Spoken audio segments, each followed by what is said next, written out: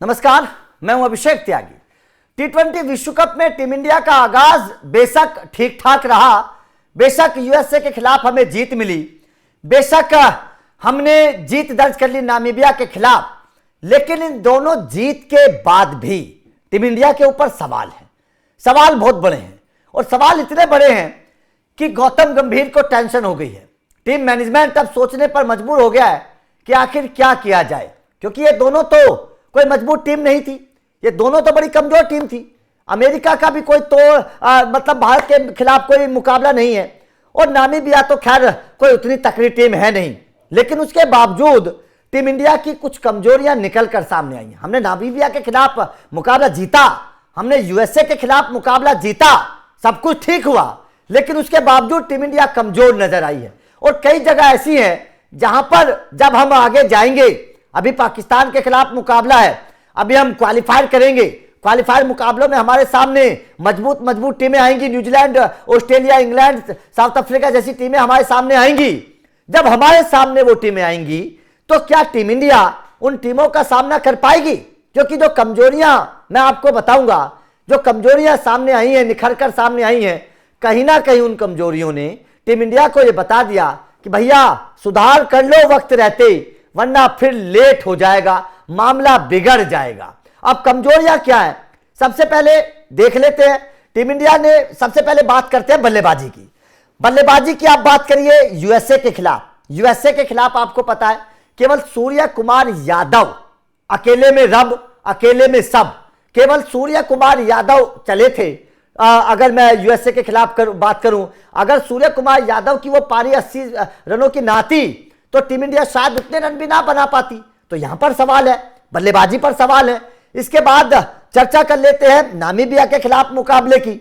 Namibia के खिलाफ मुकाबले में 61 रन ईशान किशन के जोड़ लीजिए और उसके बाद में 52 रन हार्दिक पांड्या के जोड़ लीजिए। इन दोनों के अलावा मुझे नहीं लगता कि किसी बल्लेबाज ने इंप्रेसिव पारी खेली हो। संजू आए, अपना विकेट थ्रो करके चले गए। इस मैच में सूर्या भी आउट हो गए, तिलक वर्मा आउट होकर चले गए, शिवम दुबे का बल्ला चल रहा था, वो भी कैच आउट होकर चले गए। इसके अलावा आप बात करिए रिंकू सिंह, अक्षर पटेल, जिन पर हम ये सोचकर बैठे हैं कि वो निचले क्रम पर रन बनाएंगे, वो भी आकर आउट होकर चले गए। तो सवाल बल्लेबाजी पर है, सवाल बल्लेबाजी पर है। और यह सवाल इसलिए भी खड़ा होना चाहिए क्योंकि अभी तो हम कमजोर टीमों के खिलाफ हमारा ऊपरी क्रम या मिडिल ऑर्डर इस तरीके से धराशायी हो रहा है। जब मजबूत टीम आएंगी तो क्या होगा? क्योंकि आज हार्दिक पांड्या चल गए हैं, शिवम दुबे चल गए थोड़ा बहुत, लेकिन यूएसए के खिलाफ तो ये दोनों भी नहीं चले थे ना। सवाल तो बहुत बड़े हैं।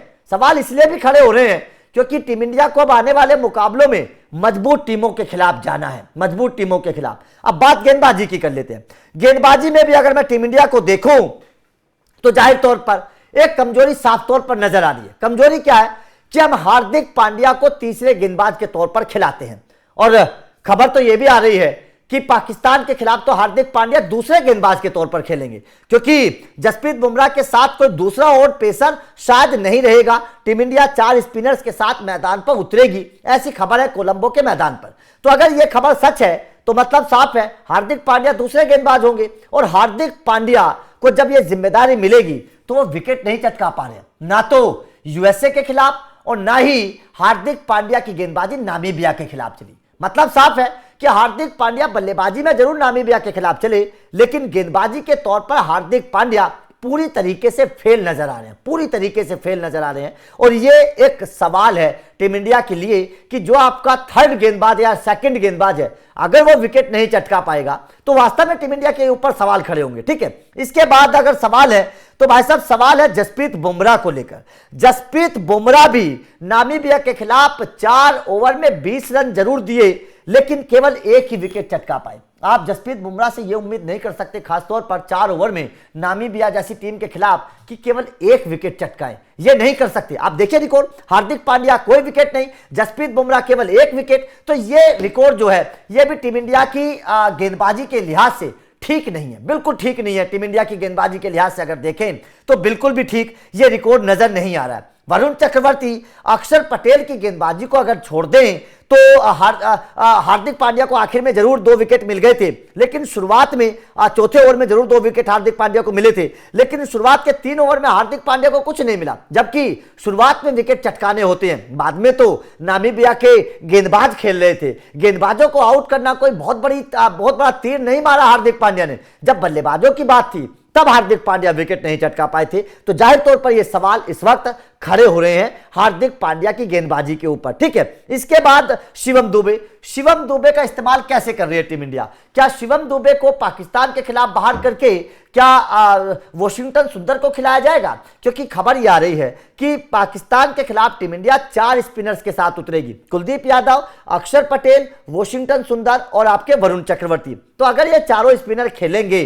तो वॉशिंगटन सुंदर अगर आएंगे तो शिवम दुबे को तो बाहर बैठाना पड़ेगा, क्योंकि गेंदबाजी में तो कुछ कर नहीं पा रहे हैं, बल्लेबाजी में पहले मुकाबले में कुछ नहीं कर पाए, दूसरे मुकाबले में भी कोई बड़ी पारी नहीं खेल पाए। तो सवाल तो खड़े होते हैं ना, सवाल शिवम दुबे के ऊपर भी है कि जब आप छोटी टीमों के खिलाफ परफॉर्मेंस नहीं कर पाए तो बड़ी टीमों के खिलाफ परफॉर्मेंस कैसे कर पाएंगे? ये सवाल शिवम दुबे के ऊपर भी है। तो जाहिर तौर पर यह बड़ा सवाल है और पाकिस्तान के खिलाफ मुकाबले से पहले अब कई सारे खिलाड़ियों को ऊपर खतरा मंडराने लगा है। सबसे बड़ा खतरा संजू सैमसन के ऊपर मंडरा रहा है। संजू सैमसन जिस तरीके से आउट हुए, मतलब साफ है कि अब अभिषेक शर्मा आएंगे पाकिस्तान के खिलाफ और शायद संजू सैमसन अब पूरे विश्व कप में बेंच पर बैठकर पानी पिलाएंगे। ये खबर शायद अब पक्की नजर आ रही है। जिस तरीके से संजू सैमसन आउट हुए, आज अगर बड़ी पारी खेलते तो कुछ उम्मीद होती, कुछ बीसीसीआई सोचती, गंभीर कुछ सोचते, लेकिन जिस तरीके से आउट होकर गए हैं ये जाहिर तौर पर बड़े सवाल खड़े करते हैं संजू सैमसन के ऊपर। इसके बाद सवाल